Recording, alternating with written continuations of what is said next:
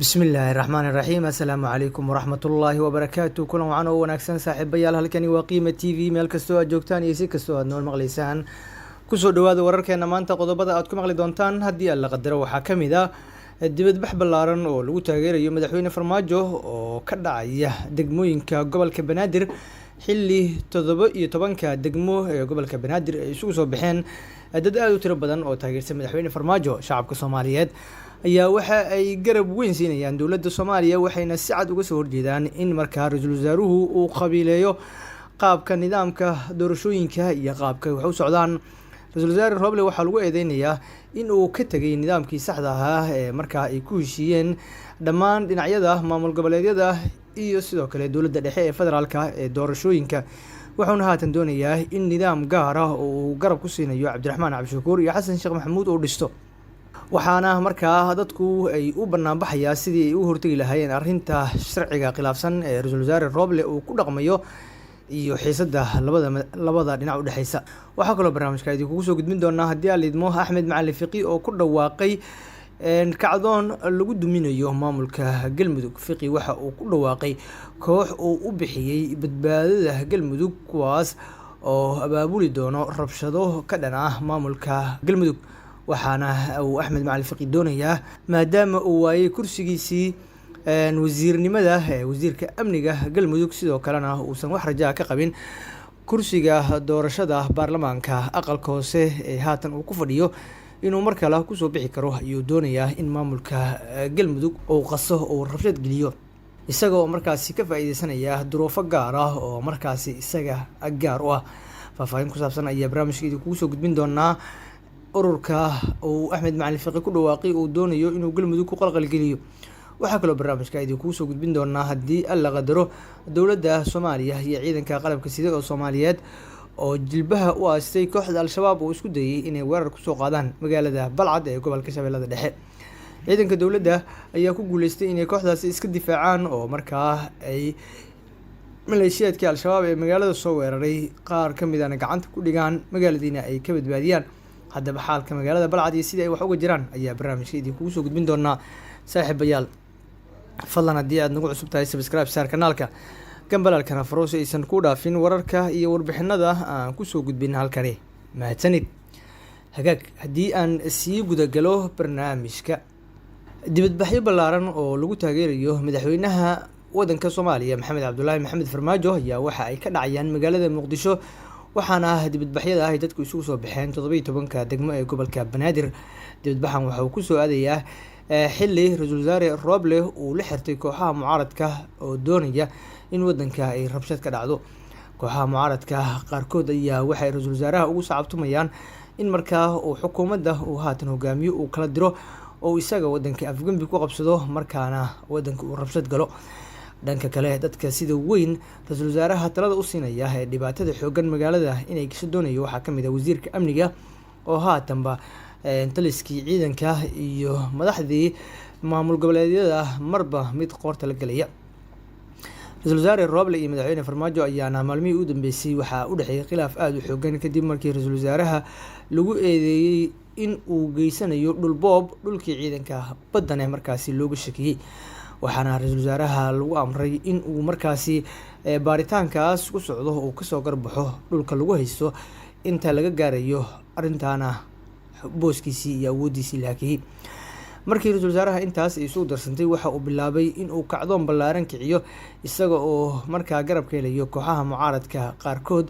waxaana xafiiskiisa uu ku qaabilay qaar ka mid ah madaxda kooxaha mucaaradka gaar ahaan inta isaga reer ahaan ka agdhow. waxaana markaa madaxtooyada Soomaaliya laga fujiyay sawirkii madaxweyne Farmaajo talada oo la sheegay in uu Cabdiraxmaan Cabdishakuur lahaa. maadaama dadka reer Muqdisho ay dagaalka iyo dhibaatada iyo xabadda ay naceen waxa ay dadku haatan dhigayaan dibadbaxyo ballaaran oo ay ku taageerayaan madaxweyne Farmaajo iyo sidii markaa nabad waaro waddanka uu gali lahaa. marka loo fiiriyo qaabka ay u dhaqmayaan saaxiibada iyo dadka ka agdhow ra'iisul wasaare Roble waxa ay u muuqataa in dagaal uu dhici karo maadaama badankooda ay isku dayayaan in markaasi ay awood geliyaan meesha oo ciidamo maleeshiyaad ah ay keenaan. taliska ciidanka xoogga dalka Soomaaliyeed ayaana arrintaasi uga digay wasiirka amniga iyo qaar ka mid ah wasiirada kale ee markaa ka faa'iideysanaya awoodooda xilka ay ku hayaan wadankana qaska gelinaya. Dadka isku soo baxa sameeyay qaarkood ayaa waxa ay markaasi ka dalbanayeen ra-iisul wasaare Roble in uu qaato nabadda, uu joojiyo colaadda ay horinayaan isaga iyo saaxiibadiis. Marka loo fiiriyo qaab dhaqanka wasiirka amniga, waxaa loo arkaa in uu markaasi doonayo in wadanku uu dagaal ka dhaco si uu uga faa'iideysto. Wasiirka amniga oo inta badan ka dhaqaaleysta mashruucyada wadanka yimaada ayaa doonaya in dowladnimo waarta wadanka uusan helin oo mashruuca uu macaashiyo uu sii wato. Taana waxa ay keenaysaa in uu ka faa'iideysto rabshada jirta. Wasiirka tillaabooyinka uu qaaday waxaa ka mid ah in uu markaasi taliska nabad sugidda Soomaaliya amar uu ku siiyey in ay ka warbixiyaan Mukhtaar Robow oo markaa loo arkay inuu xabsiga kasii dayn karo.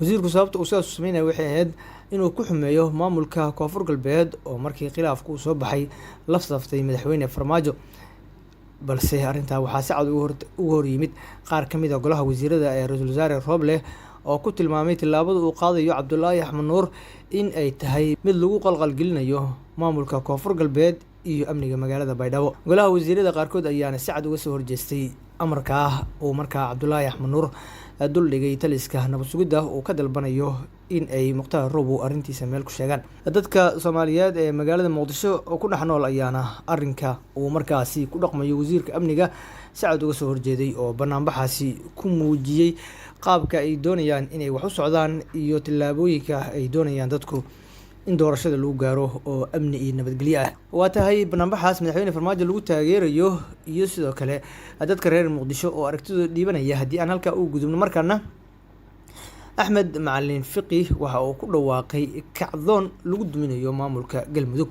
Fiqi waxa uu ku dhawaaqay kooxo uu sheegay in ay yihiin badbaadada Galmudug, kuwaas oo sheegay in magaalada Muqdisho laga abaabulayo, waxaana loo arkaa arrintaas inay ku keeni karto maamulka Galmudug qas iyo dhibaato xoogan, maadaama Axmed Macalin Fiqi oo waayay kursigiisii golaha wasiirada Galmudug oo wasiirka amniga ka ahaa iyo sidoo kale kursiga xildhibaanada uu shaki weyn uu ka qabo inuu weyn doono.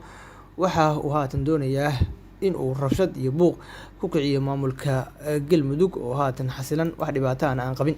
Marka loo fiiriyo hadallada aadka u weyn ee Axmed Macalin Fiqi uu markaasi baraha bulshada soo marsiinayo, waxaa loo arkaa inay tahay arrintaas mid mushkilad ku keeni karta habsami socodka iyo nidaamka maamulka Galmudug, balse waxaa si cad arrintaas uga hortagaya oo war weyn ka haya madaxweynaha maamulka Galmudug oo sheegay in maamulkiisa uusan u dulqaadan karin tillaab kasta oo markaasi lagu dhibaateynayo ama lagu duminayo. Golaha badbaado qoran iyo hoggaan toosinta Galmudug ayaan ku dhawaaqaynaa, ayuu yidhi, sida uu sheegay wasiirkii hore ee amniga maamulka Galmudug Axmed Macalin Fiqi.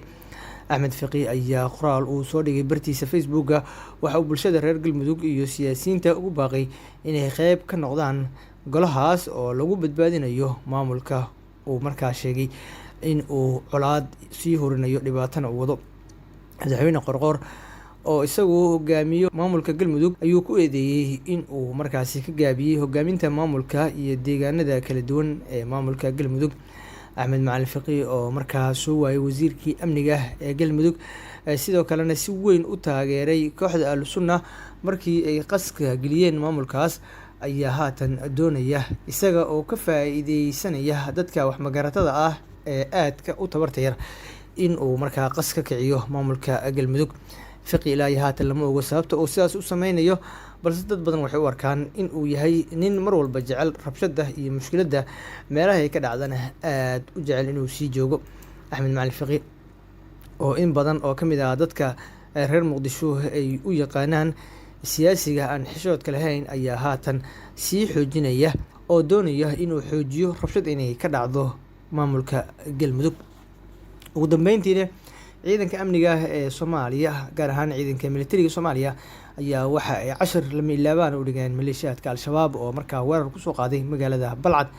Ciidanka dowladda ayay u soo gashay in maleeshiyaadkaas ay markaa magaalada ka difaacaan oo magaalada banaankeeda ay ku celiyaan. Kooxda Al-Shabaab ayaa isku dayeysay inay ka faa'iideysato xilliga doorashada oo magaalooyin Soomaaliya ka mid ah ay la wareegto, balse taliska ciidanka xoogga dalka Soomaaliyeed ayaa waxa uu awood saarayaa sidii kooxdaas looga xakameyn lahaa dhaqdhaqaaqa ay wado iyo tillaabooyinka ay qaadayso waana mid kamid ah u adkaa ee ciidanka qalabka sida ay Soomaaliyeed ay markaa kooxdaas kula beegsadaan.